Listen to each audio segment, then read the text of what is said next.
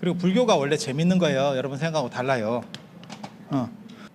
현장 스님에 대한 간략한 얘기 한 가지만 해드릴게요. 너무너무 대단한 얘기들이 많은데 한 가지만 얘기를 해드릴게요. 현장 스님이 인도에 유학 가려고 딱 생각을 해서 그 당시는 당태종이 등극한 지가 얼마 안 됐고 당나라 전체를 봐도 나라가 세워진 지 얼마 안 됐어요. 그래서 계엄령 기간이에요. 계엄령 기간. 그러다 보니까 그냥 나 외국으로 유학 갈게요 이래갖고는 허가가 안 떨어져요. 그래서 현장 스님이 몰래 도망가서 가거든요. 그렇게 하는데 그때 현장 스님이 딱 출발을 해서 나중에 신라바드라 개연 스님, 나란다 대학 아까 그 얘기한 그 10,000명 정도 승려가 사는 그 개연 스님을 만나요. 그 당시 개연 스님은 108세였고 명예학장이에요. 명예학장. 그래갖고 하루는 몸이 너무 아프더래.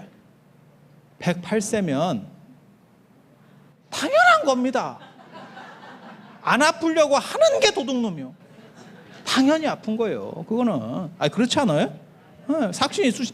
지금도 우리도 삭신이 쑤셔가지고 움직일 때마다 아이고 이러면서 나이를 먹어서 나타나는 현상 중에 하나가 움직일 때 효과음을 입에서 나오는. 아이고 이러면서 일어나고 자꾸 효과음이 나와. 그렇지 않아요? 참 이게 진기하지. 그래서 108세니까 얼마나 몸이 그렇겠어요. 그래도 수행하는 양반이니까 버티는 거예요. 그래서 한 가닥 하는 분들은 다 어느 정도는 합니다. 그래서 이 양반이 몸이 안 좋으니까 내가 깊은 명상 단계에 들어가서 목숨이 아주 낮은 단계까지 얇게 만들어서 또 끊어버리겠다라는 생각을 해요. 그러면 앉아서 돌아가시는 거예요. 명상 상태에서 돌아가시는 거예요. 그 정도는 해야 스님입니다. 그래서 이 어른이 딱 이래가지고 명상을 들어서 딱 이제 열반하려고 스스로 이제 입적에 딱 들려고 딱 했는데 갑자기 보살님들이 나타나서 잠깐 just a moment. 네 제자가 중국에서 출발했다. 걔를 가르치고 열반에 들어라. 이게 뭐요? 이게 뭐요? 그래서 깜짝 놀랐다는 거예요. 그래서 자기 조카가 또 스님이었대. 근데 그 조카가 이제 노스님을 약간 이렇게 시봉해주고 있었는가 봐. 그래서 이 양반이 이렇게 돌아가시려고 하다가 깜짝 놀래가지고 그 조카한테 얘기를 한 거예요. 야, 내가 이런 현상을 지금 체험을 했는데 너무 희한하지 않냐? 이렇게. 그 뒤로 현장 스님이 유학을 옵니다. 그래서 개연 스님을 만나. 그러니까 개연 스님이 딱 보는 순간 혹시 이제 이 생각이 든 거야. 당신이 당나라에서 왔소? 그랬더니 첫 마디가 뭐냐면 언제 출발했습니까? 그랬더니 아무 날에 출발했습니다. 이러니까 그 조카를 보고 무슨 얘기를 하냐면 내가 전에 너한테 그런 일이 있었다고 한 적 있지? 그 날짜가 이 스님이 출발한 날짜야. 현장 스님 포스가 남다릅니다.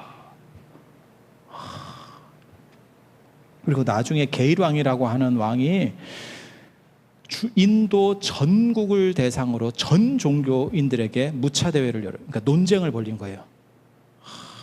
거기서 현장 스님이 나란다 대학 대표로 출전을 해가지고 나란다파의 대표로 출전을 해가지고 거기서 1등을 합니다. 그때 대단한 사람이 있어요. 외도 중에 그러니까 다른 종교인인데 그 사람이 뭐라고 얘기했는지 알아요? 나는 그 양반 진짜 그 양반도 대단하다는 생각을 해요. 현장 스님한테 뭐라고 도전했냐면 지는 사람은 목을 땁시다. 굉장한 거예요. 그렇게 말할 수 있는 사람은 자기 스스로 공부를 진짜 열심히 한 사람 아니면 감히 그런 말 못합니다. 그렇지 않아요? 지는 사람은 자살합시다. 이렇게 덤비는 거예요. 결과는 괜히 그랬지. 사람 만만하게 봤지. 너무 안 될 상대한테 한 거예요. 근데 외국인으로서 단기간에 들어가서 그런 문화를 익히고 걔네들 경전을 익히고 다른 종교까지 익혀서 이긴다는 건 굉장히 대단한 겁니다. 그렇게 하니까 결국 현장 선생님이 이기거든요. 이기니까 그 양반이 내가 당신에게 한 약속을 지키겠습니다 이러면서 목을 따려고 해요. 진짜. 그러니까 그 사람도 의기가 있는 사람이에요. 저는 이런 사람도 굉장히 좋아합니다. 옳든 그르든 자기 소신을 가지고 자기가 옳다고 생각하는 거에 목숨을 걸 수 있는 사람, 이런 사람 다 성공해요. 100%입니다. 100%입니다. 그렇게 해서 딱 목에 칼을 대고 이제 그으려고 하니까 현장 선생님이 팔을 딱 잡으면서 뭐라고 얘기하냐면, 우리 법에는 그런 룰은 없습니다. 당신이 정 그렇게 하고 싶다면 불교로 전향해서 부처님 가르침을 넓히는 걸로 면제해 주겠습니다. 그래서 그 사람이 불제자가 돼요. 그래서 그 계일왕 대회에서 1등하고 막 이런 거는요, 진짜 대단해요. 현장 스님에 대해서는 얘기할 게 무진장 많지만 그까지. 왜? 다른 스님들이 있잖아. 다른 스님들이 있잖아요. 그렇게 해서 현장 스님이 인도에서 인도하고 중앙아시아 쪽 해가지고 한 110개국 정도를 다 순회하고 돌아옵니다. 돌아올 때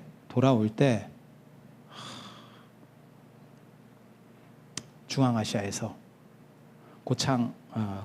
고창에서 뭐라고 보내냐면 당나라에 편지를 보내요.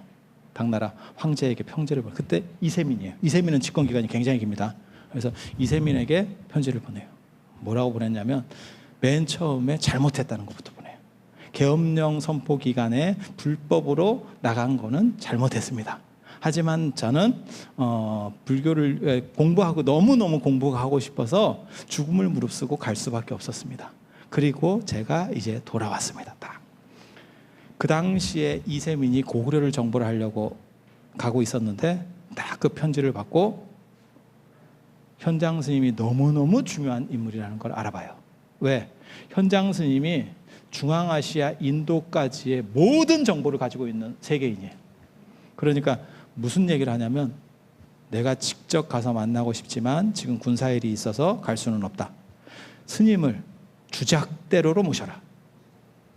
그 유명한 말이에요. 주작대로가 뭔지 아세요? 황궁을 중심으로 좌청룡, 우백호, 남주작, 북현문. 아까 그래서 현무문이라 그랬잖아요. 북쪽문에서 자기 형을 이렇게 죽이고 뭐 이런 얘기 했었잖아요. 주작대로는 남쪽으로 뻗은 폭이 100m도 넘는, 지름이 100m도 넘는 그런 대로예요. 대로. 황제 전용 도로입니다. 아무도 못 다니고 황제만 딱 다닐 수 있는 길이에요. 주작대로로 모시라고 하는 건 무슨 뜻이냐면, 황제급으로 대우해서 왕궁으로 모셔, 이런 뜻이에요. 탁 모셔. 그리고 이 당태종 이세민이 자기가 이씨잖아. 이씨인데 노자가 이씨예요. 원래 노자는 별명이고 원래는 이입니다. 귀자예요. 귀자 이가 노자예요. 그리고 율곡이 할 때는 그게 구수록변이 붙어요. 임금왕자 같이 생긴 구수록변이 붙어. 그래서 귀자가 붙어. 그래서 그건 율곡이. 원래 노자는 귀. 근데 이제 지혜롭다 그래서 이제 별명이 노자예요. 지혜로운 선생이라는 뜻이에요. 거기서 늙을 노자는 그렇게 이제 해석을 하는 거예요. 그런데 당태종 이세민이 어떻게 했냐면 우리 집안에 성인이 있는데 그게 노자예요. 불교를 높일 수는 없다. 그래서 정책적으로 도교가 1번, 불교가 2번이에요. 도선불후라고 하는 거예요. 도교가 앞이고 불교가 뒤에. 그러니까 예를 들어서 뭐 종교인 간담회 해. 그럼 도교가 맨 처음에 가는 거예요. 이해가 되시죠? 국가 차원에서 그렇게 딱 룰을 정한 거예요. 현장 스님이 딱 도착을 해서 당태종을 만나니까 나중에 어떤 일이 벌어지냐면, 당태종이 요구한 게 있어요. 당신이 스님께서 보고 아는 내용들을 책으로 국정보고서를 하나 만들어주세요. 그게 대당서역기라는 책입니다. 대당서역기. 당태종은 영웅이었기 때문에 현장 스님의 가치를 알아본 거예요. 저 양반의 가지고 있는 지식과 정보를 취합할 수만 있으면 중앙아시아를 경영할 수 있다고 생각한 거예요. 당나라가 중앙아시아의 실크로드 무역권을 완전히 장악할 수 있다 라고 생각을 한 거예요. 그래서 그걸 요구하는 거예요. 현장 스님은 뭘 요구했을까요? 주면 받는 게 있어야지. 불교 쪽을 좀 올려야 안 되겠습니까? 이렇게. 그래서 처음에 당태종이 불교를 별로 안 좋아해요. 특히 수나라 지배 이데올로기가 바로 앞에가 불교였었잖아요. 그래서 불교에 대해서 약간 이렇게 깝니다. 그런데 당태종이 마지막 돌아가실 때 어떤 일이 벌어지는지 아세요? 거의 최종 유언 쪽에 이 얘기가 나와요. 현장 스님을 딱 불러놓고 손을 잡고 하는 얘기가 뭐냐면, 내가 스님을 늦게 만나서 불교를 중흥시키지 못한 것이 한입니다. 이렇게 하고 죽어. 이게 중국 당나라가 어떻게 불교화 됐는지를 알 수 있는 첫 번째 힌트. 그 다음에 중국이 어떻게 번성하는지를 알 수 있는, 당나라가 어떻게 세계 최강이 될 수 있는지를 알 수 있는. 그래서 당나라에는 외국인 차별 같은 게 없습니다. 철저하게 능력제로. 능력제로. 그리고 그렇게 하는 데 있어서 가장 기반을 다졌던 게 현장 스님이에요.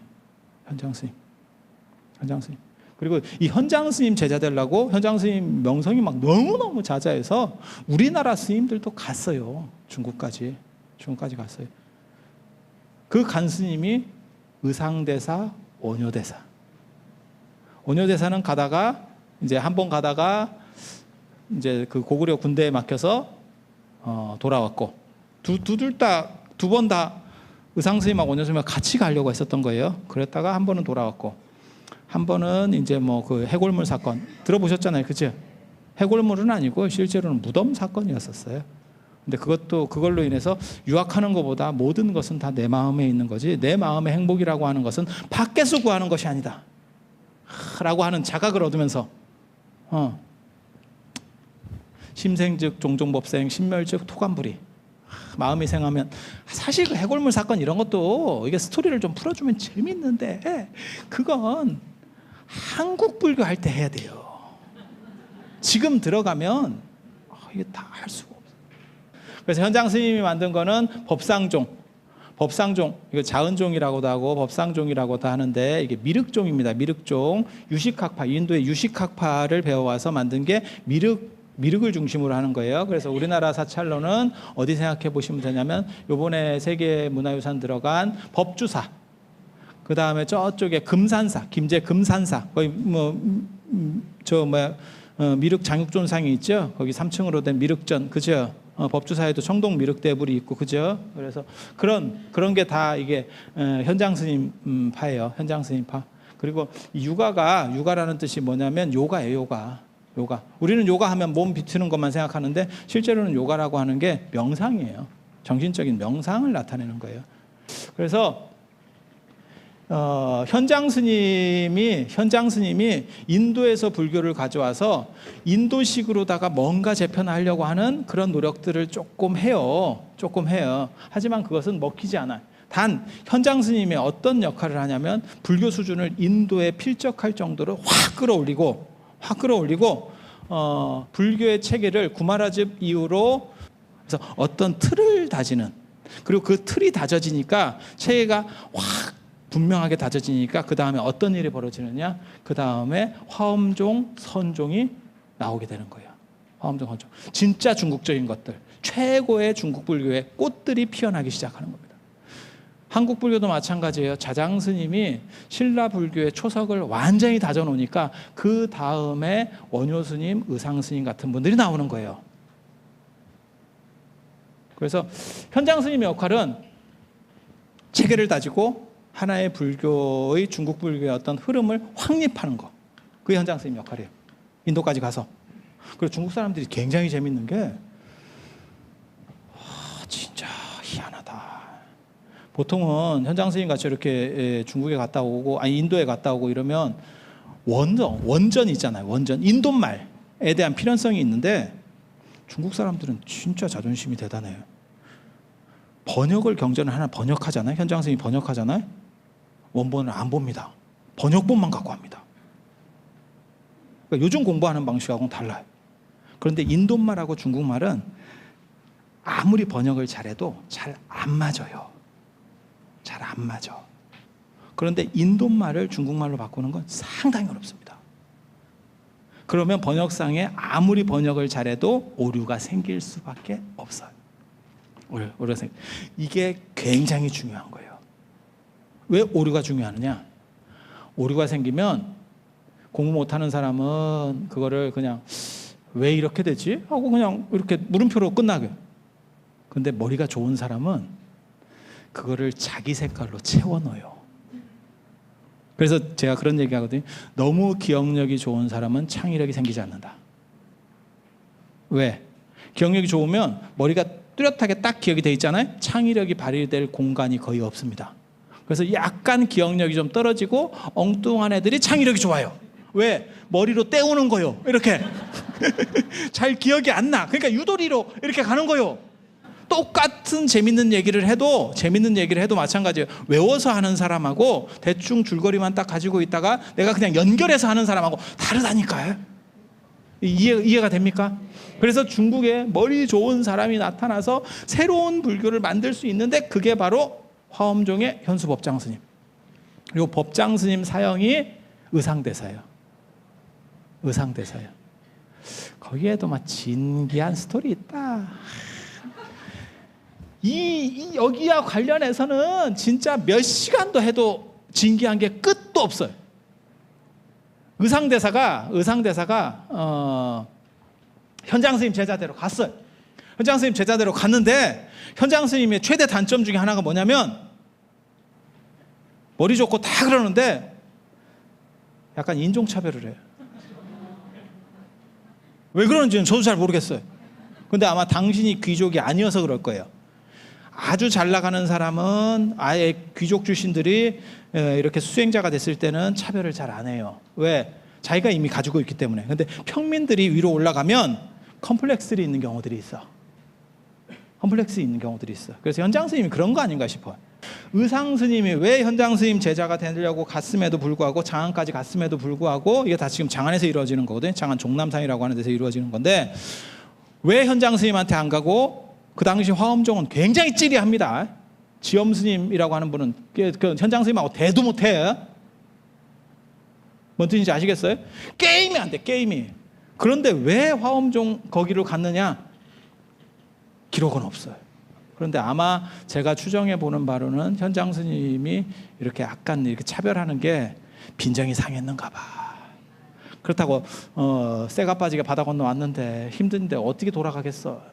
가지도 못하고. 그래서 종남산 그 옆에 다른 절에 가서 화엄종에 이렇게 배웠는데 그때만 해도 찌리했는데 주가로 얘기하면 아모레퍼시픽이야. 한류 전 아모레퍼시픽. 뭣도 아닌 걸로 알고 그냥 이렇게 던졌는데 대박이 터지는 거지. 그게 화엄종이에요. 화엄종. 거기서 영웅이 누구냐면 법장 스님이에요. 현수법장 스님. 의상대사 사제. 지엄 스님 문화는 현장 스님 문화에는 막 제자들이 천지빛깔이로 깔려가지고 탁 수업을 하면 막 기강이 있고 멋있고 이런데 지엄 스님 문화에서는 화엄종의 2조입니다. 초조 두순 2조 지엄이거든요. 이 지엄 스님 문화에서는 승속이 같이 공부한대. 스님과 일반 제가인이 같이 공부한대. 그게 뭔 뜻인지 아세요? 장사가 잘 안 된다는 거예요. 스님들만 갖고는 이거를 못 채우는 거지.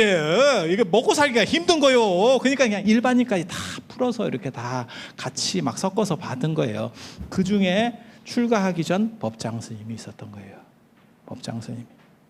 그래서 지엄 스님이 돌아가실 때까지 출가 제자로서 제일 대단했던 건 의상 스님이에요. 그래서 의상 스님 그 이야기가 있어요. 의상 스님 이야기가 있어요. 의상 스님이 나중에 졸업 논문을 딱 책을 하나를 써서 냈대잖아요. 졸업 논문. 제가 60권 화엄경을 배운 거를 그 당시 60권 화엄경 배울 때거든요. 그랬더니 지엄 스님이 이걸 읽어보고 심사를 하는 게 아니고 진기하다. 아궁이에 확 던져넣으면서 진실한 것은 불에 타지 않는다더라. 지난주 수요일 때도 그 얘기를 했었어. 진실한 것은 불에 타지 않는다더라. 이라고 누때 아궁리에 에고 안 탔을까요? 홀라당 탔지. 제가 지난주에도 말씀을 드렸지만 종이는 불에 들어가면 탑니다. 탑니다. 그래가지고 그 상대사가 코를 빠뜨리고 부직갱이로다가 아궁리를 쑤시고 있었대. 에이씨 영감쟁이. 물론 이거는 속으로만 했을 거예요. 기록에는 안 나와. 근데 충분히 그랬을 것 같아. 꼭 이렇게 쑤시는데 참 재밌다. 인생이라는 게. 종이는 불에 타지만 책이 접쳐져 있으면 잘 안 타요. 책이라고 하는 건 아니 그렇잖아요. 우리 예전에 이렇게 아궁리 해보셨잖아요. 그러면 이건 찢어야지 이렇게 한꺼번에 넣으면, 물론 한지는 이거보다 훨씬 잘 탑니다. 가지고 종이가 안 타고 뭉쳐있는 떡진 것들이 좀 있더래. 그래서 그거를 부직갱이로다가 이렇게 찍찍찍찍찍찍찍 땡겨온 거예요. 그랬더니 글자들이 듬성듬성듬성 있다는 거예요. 그래서 그걸로 퍼즐을 만들었대. 해가지고 만든 게 법성계. 210자 법성계.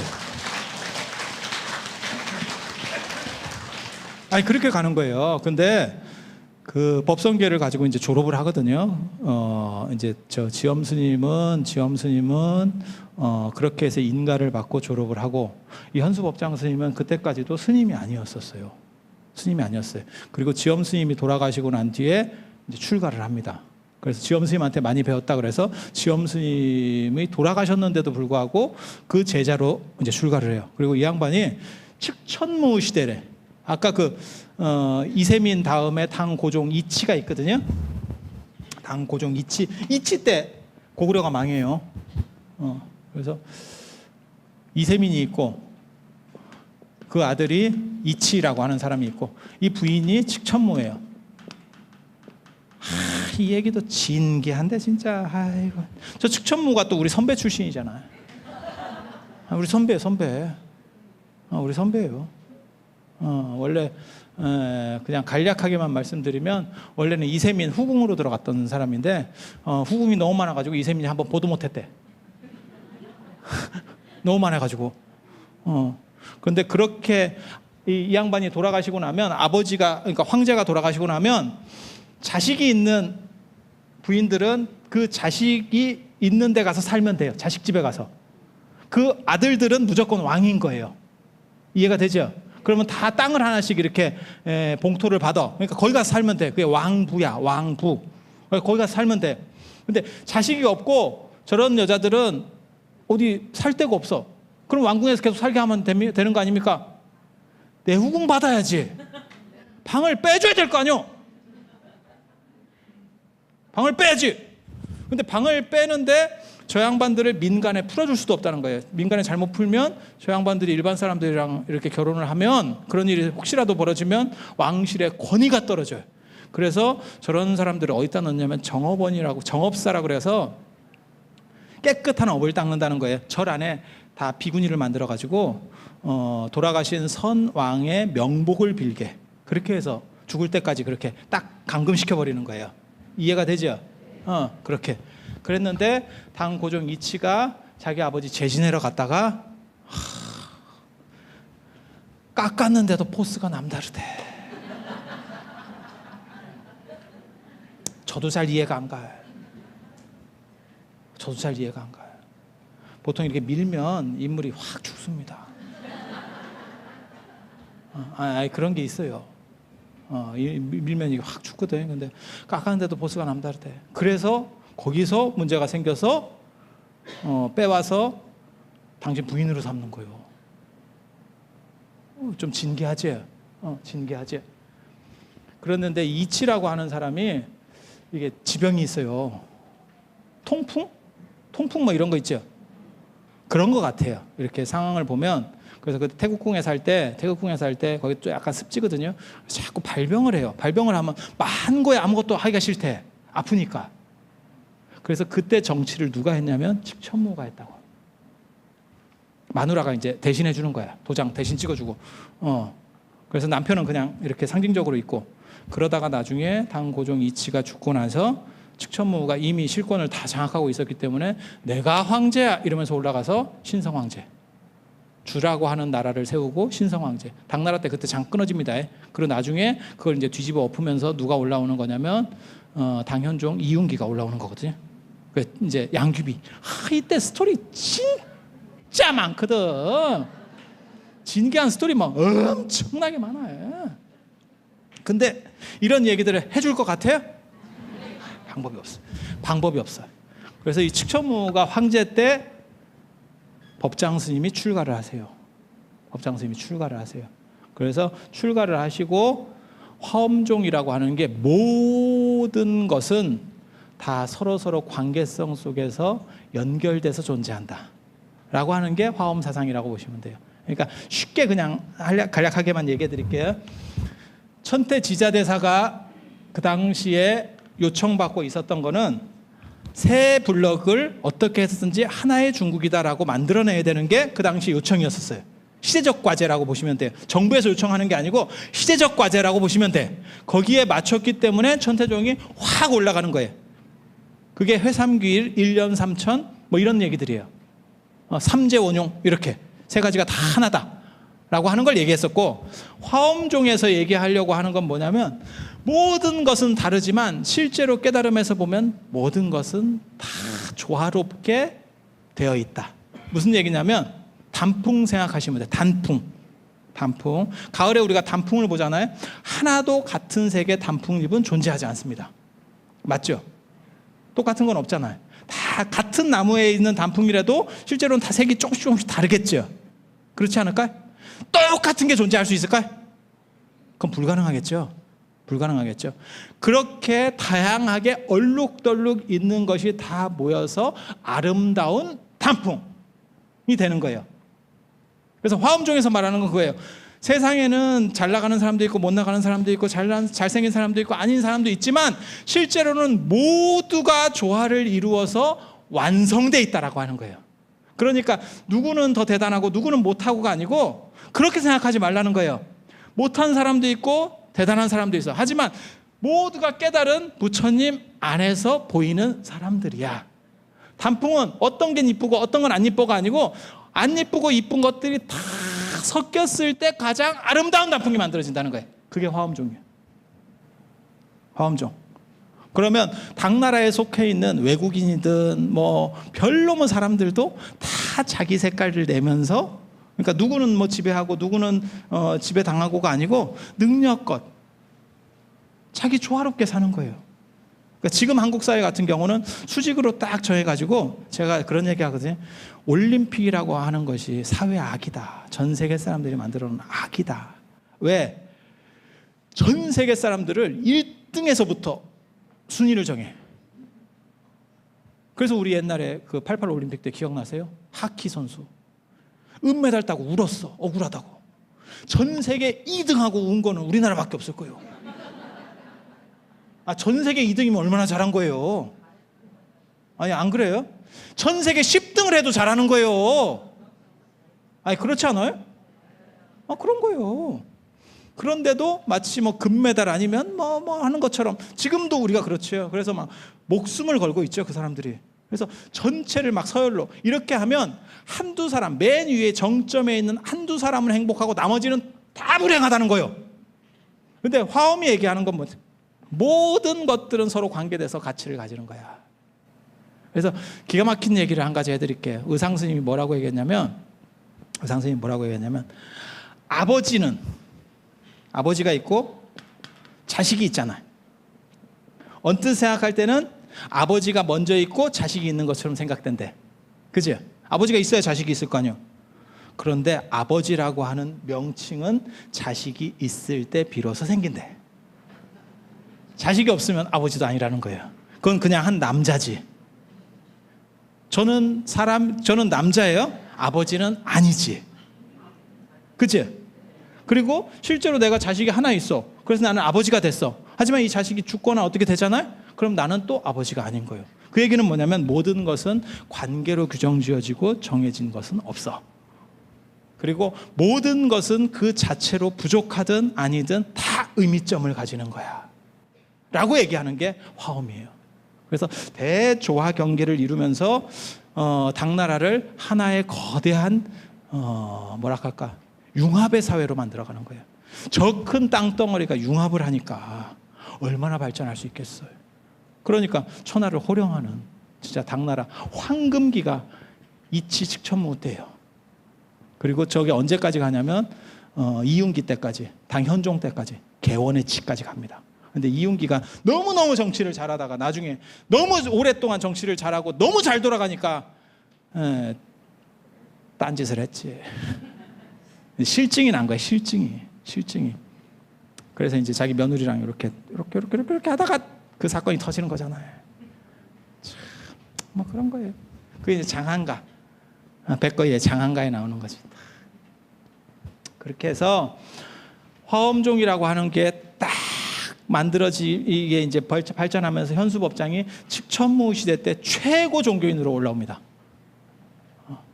그렇지만 현수법장 스님의 한 가지 아킬레스건이 있어요. 그거는 당신 스승에게 살았을 때 인가를 못 받았어. 졸업장이 없어. 그래서 현수법장 스님이 책을 쓸 때마다, 책도 굉장히 많이 쓰거든요. 책을 쓸 때마다 의상 스님한테 보내줘요. 사형 잘 계셨느냐고 이렇게 하면서 막 공손하게 해서 이렇게 뭐 틀린 데는 없냐고 이렇게 한번 봐달라고 이렇게. 근데 진기한 거 있다. 의상 스님이 그렇게 하면 굉장히 잘 됐다고 보통 때 이랬는데 한 번은 순서를 바꿨으면 좋겠다고. 그게 그렇게 얘기하면 안 되는 거거든.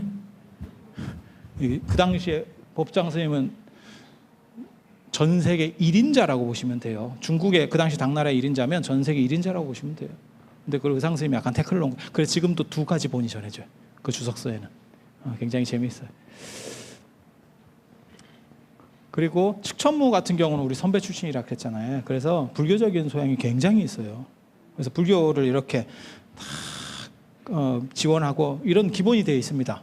그래서 현수법장 스님을 모시고 화엄경에 대한 이야기, 그다음에 화엄사상에 대한 이야기를 해주세요 라고 했더니 현수법장 스님이 황궁에 들어가가지고 설명을 막 했대. 근데 또 잡으럽게 했는가 봐. 큰 스님이라고 말을 잘한다는 법은 없습니다. 좀 잡으럽게 하고 한참 얘기를 하니까 칙천무가 어떤 반응을 보였냐면 참 좋습니다 스님. 근데 한 개도 못 알아듣겠습니다. 이랬다는 거요. 대놓고 매겨. 그러니까 현수법장 선생님이 머리가 좋은 분이니까 그러면 당신이 알아들을 수 있는 걸로 가르쳐드리겠습니다. 딱 이러면서 황궁에 금으로 도금된 사자가 있다는 거예요. 중국집이나 이런 왕궁 같은 데 가보면 다 이게 사자가 2마리씩 있거든요. 그래서 금 사자를 가지고 화엄경의 가르침을 설해줘요. 비유를 들어서 이제 저 금으로 된 사자 보이죠? 이러면서 이제 시작을 하는 거야. 낮은 수준으로. 그렇게 해서 그때 설법했었던 게 화엄경 금사자장이라는 게 있어요. 그 책이 있어요. 재밌다고. 그래서 화엄종에 의해서 당나라가 안정기에 들어서고 번성하는 딱 이런 틀이 갖춰져요. 사상적으로. 그리고 이 영향이 신라로도 넘어와서 신라에서도 화엄종이 번성하게 되는 거고. 그렇게 해서 한번 쫙 번성하니까 무슨 일이 벌어져요? 먹고 살 게 다 해결된 거예요. 지금 한국 사회하고 비슷하다고 생각하시면 돼요. 여러분들이 젊으셨을 때는 사실 우리나라가 상태가 별로 안 좋았었습니다. 그때는 먹고 사는 게 큰 일이었었어요.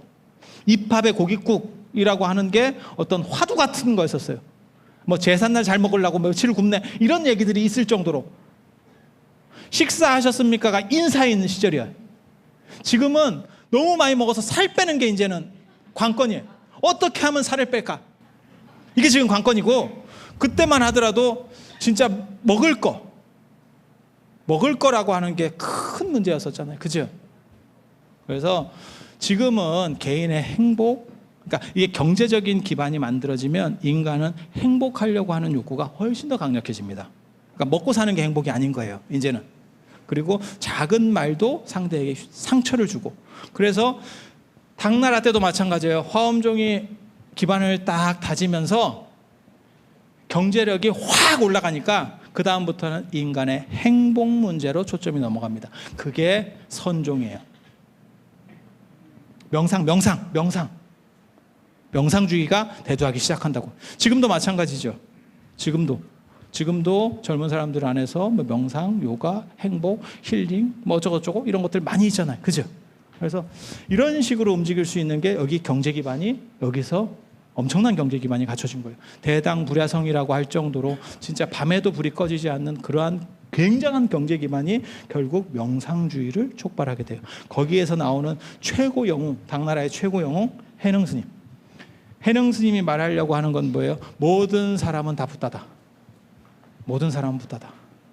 네 마음 한 번만 돌리면, 너 마음 있어? 마음이 있으면 이미 너는 부처님이 될 수 있어. 그리고 우리 일상을 넘어서서 또 다른 부처님의 경계는 존재하지 않아.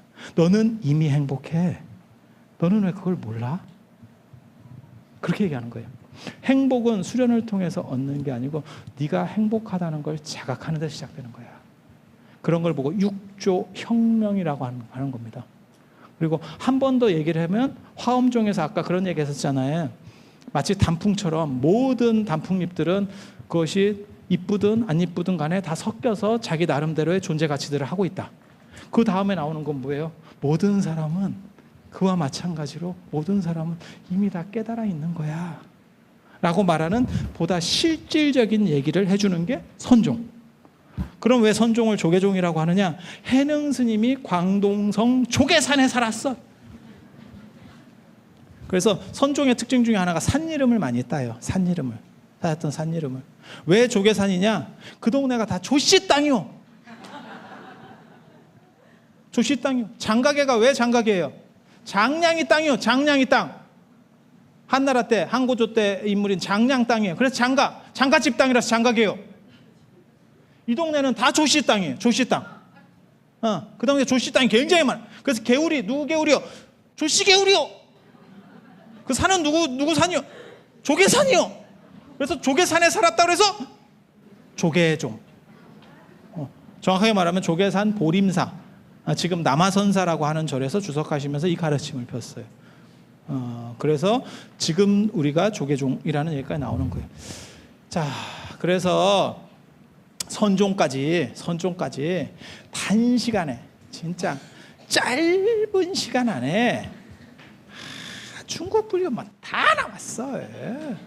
이렇게 짧은 시간에 이만큼 다 할 수 있는 사람 누구밖에 없겠어요.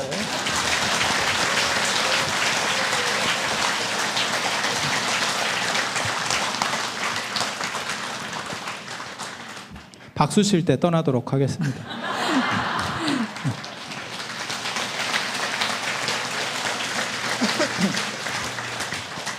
장시간 동안 고생 많이 하셨고요. 그 다음에 처음부터 참석을 하셔서 5일 동안 여기 나오신 분들도 계실 겁니다. 그분들은 부처님의 가피가 여러분 댁내에 충만한, 그래서 가르침을 받는 것도 중요하고, 하지만 그렇게 노력한다는 자체만 가지고도 여러분들이 복 받으실 만한 충분한 가치들을 가지셨다고 저는 생각을 하거든요. 그래서 여러분들에게 이런 인연 공덕으로 여러분들과 여러분들 가정에 부처님의 가피와 그 다음에 공덕이 충만하시기를 기원드리면서 이상 마치도록 하겠습니다.